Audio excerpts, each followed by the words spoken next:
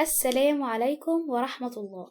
النهاردة إن شاء الله هنتكلم عن الدرس الثاني lesson 2 في الوحدة في unit 10 في الوحدة 10 اللي كلها بتتكلم تقريبا عن النت. هنا بيقول لي staying safe online، يعني إزاي تبقى stay يعني يبقى safe يعني آمن online على الإنترنت أو على النت. لما تكون على النت إزاي تكون آمن وما تتعرضش لأي حاجة تضايقك زي مثلا التنمر أو حد ياخد معلومات شخصية تخصك. أول حاجة كلمة وسائل التواصل الاجتماعي. وسائل التواصل الاجتماعي زي الفيس وزي الواتس، كل الحاجات دي اسمها وسائل تواصل اجتماعي لأن الناس بتتواصل ما بين بعضها عن طريقها. كلمة اجتماعي يعني social، ركز في نطقها عشان بنقول نطقها غلط غالبا ما بيننا. social media.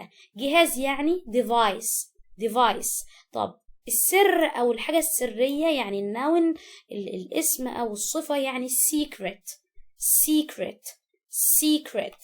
ركز في نطقها secret. طب يعني ايه تنمر؟ لما حد بيتنمر بحد يفضل يتريق عليه او يقول مثلا ده شكله وحش وده كده، او المتنمر يعني تنفع الفعل او الاسم يعني بولي. طب يعني ايه الواحد لما يعمل يعني اشاره لحد، يعني مثلا ينزل بوست ويعمل له اشاره تاج، يقول لك ده انا هعمل لك تاج. يعني ايه شخصي؟ زي المعلومات الشخصيه personal، يعني الاو دي مش هنوضح نطقها. personal. يعني ايه مبدع؟ لما حد يبقى عنده افكار فيها ابداع اسمها ايه؟ اسمها creative. ده المبدع اللي عنده أفكار فيها إبداع. creative. يعني إيه مخيف؟ scary. الإيجابيات، أي حاجة ليها إيجابيات وليها سلبيات، يعني النت ليه إيجابيات حاجات حلوة وليه حاجات إيه؟ حاجات وحشة. الإيجابيات اسمها bros،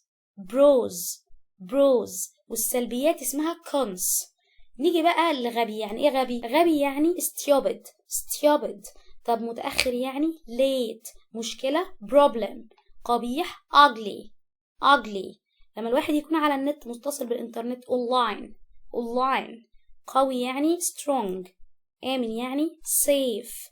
طب مركز رياضي sports center. تعالوا بقى في تصريفات الأفعال. يشارك لما شارك حاجة على النت shared. يتصل contacted. يتنمر bully، الماضي بتاعها bullied. يوافق على accept to، الماضي بتاعها accepted to. يغلق لما اقفل حاجة turn off، طب الماضي بتاعها turned off. يفحص او يتحقق من شيء check، الماضي بتاعها checked. ask يعني يسأل، الماضي بتاعها asked. يجد يعني find، الماضي بتاعها found. learn يتعلم، الماضي بتاعها learned أو learned. keep يحافظ، الماضي بتاعها kept. give يعطي، الماضي بتاعها gave. tell يخبر، الماضي بتاعها told. make يصنع، الماضي بتاعها made. take يأخذ، الماضي بتاعها took. تعالوا على التعبيرات المهمة. لما حد بيغلق جهاز أو يقفل جهاز بنقول عليها turn off. لما أجد معلومات اسمها find information for يعني من أجل. كن صديق verb to be بتكون صورته الأصلية اللي هي المصدر اللي هي البي هي دي الصورة الأصلية اللي ما فيهاش أي تغيير. be friend يعني كن صديق، فأنا الفعل الأمر بيكون في المصدر، عشان كده جبت verb to be في المصدر بالشكل ده. verb to be في المصدر بيكون بشكل be friend يعني كن صديق. check with an adult يعني تحقق مع شخص بالغ. يعني ايه؟ يعني مثلا حاجة عايز تفحصها أو حاجة تتأكد منها هتعمل check with an adult يعني شخص بالغ. يكون صداقات يعمل أو يكون make new friends. يعني ايه كن مبدعا؟ ده فعل امر، واحنا اتفقنا الفعل الامر بيكون في المصدر، وverb to be عشان يبقى في المصدر بيكون be، فاقول be creative كن مبدع. give to يعني يعطي لي.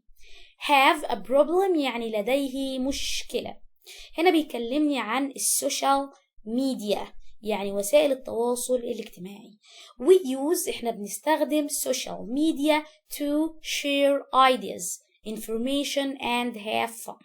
يعني احنا بنستخدم وسائل التواصل الاجتماعي عشان share ideas نشارك الافكار والمعلومات الانفورميشن and have fun يعني نستمتع. السوشيال ميديا وسائل التواصل الاجتماعي has يعني تمتلك او عندها، خدت بالك من has يمتلك او عنده اللي بتيجي مع المفرد.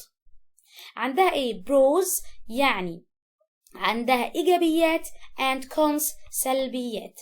you should يعني أنت يجب عليك stay إن أنت تبقى safe يعني تبقى آمن online وأنت على النت. you should يعني يجب عليك، لكن you shouldn't لا يجب عليك. فمهم قوي نعرف should اللي هي يجب على، والنفي بتاعها اللي هو shouldn't لا يجب.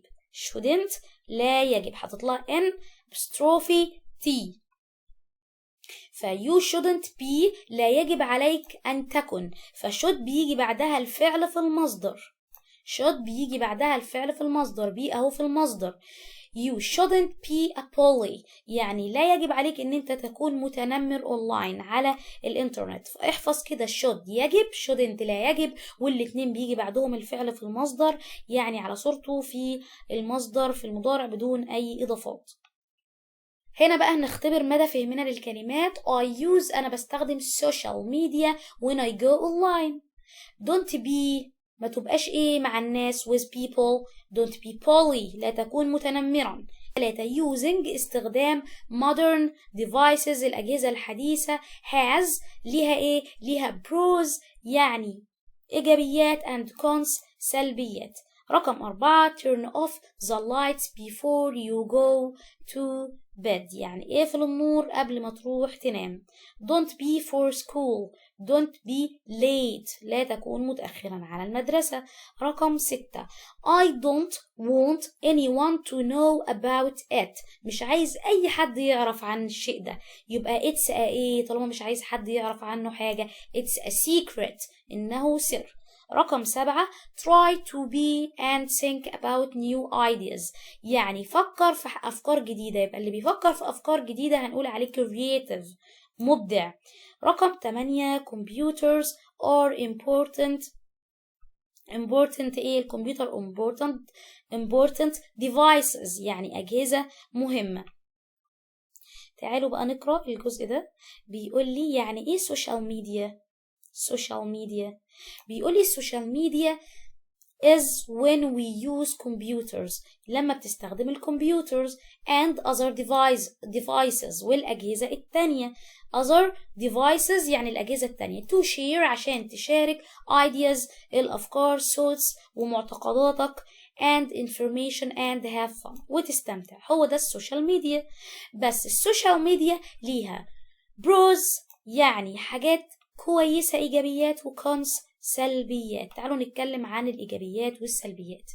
أول حاجة في الإيجابيات إن أنت you can تستطيع have fun إن أنت تستمتع. تاني حاجة you can take to friends and family تقدر تتكلم talk to يعني تتحدث إلى أصدقائك والعائلة. رقم 3 you can أنت تستطيع find information for your homework تقدر أنت تلاقي معلومات عن الواجب بتاعك. رقم 4 you can be creative تقدر تكون مبدع. رقم 5 you can play games تقدر تلعب ألعاب. رقم 6 you can learn interesting things تقدر تتعلم أشياء مالها ممتعة ومثيرة للاهتمام. لكن يوجد cons سلبيات. احنا كده خلصنا البروز الإيجابيات. الحاجات الوحشة بقى people you don't know الناس اللي انت ما تعرفهمش can contact you ممكن ان هم يتصلوا بيك وانت ما تعرفهمش. you can share photos هتشارك الصور والناس الغريبة هتشوفها.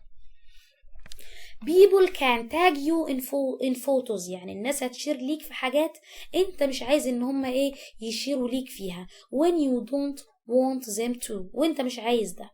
رقم 4 people can take your personal information الناس تقدر take يعني تأخذ personal يعني المعلومات الايه personal يعني شخصي، information المعلومات الشخصية. رقم 5 some people بعض الناس مش كلهم can bully you هتتنمر عليك. bully you يعني تتنمر عليك، وده شيء طبعا مش كويس. تعالوا نيجي بقى للجزء اللي بيعلمنا ازاي ان احنا staying safe online، ان انت تبقى آمن وانت على الانترنت، تكون في امان. في الجزء ده هنستخدم should يجب و shouldn't لا يجب. عشان تكون آمن على الانترنت أول حاجة you should أنت يجب عليك. خلي بالك احنا بنحط الفاعل بعدين بنحط الفعل تاني حاجة اللي هو should. يعني أول حاجة أنا حطيتها الفاعل، تاني حاجة حطيتها الفعل اللي هو should. ده تركيب أساسي لاستخدام should و shouldn't يجب ولا يجب. ثم تالت حاجة الفعل يكون في الايه في المصدر. you should accept to be friends only with people you know يعني تقبل صداقات بس مع الناس اللي انت تعرفها.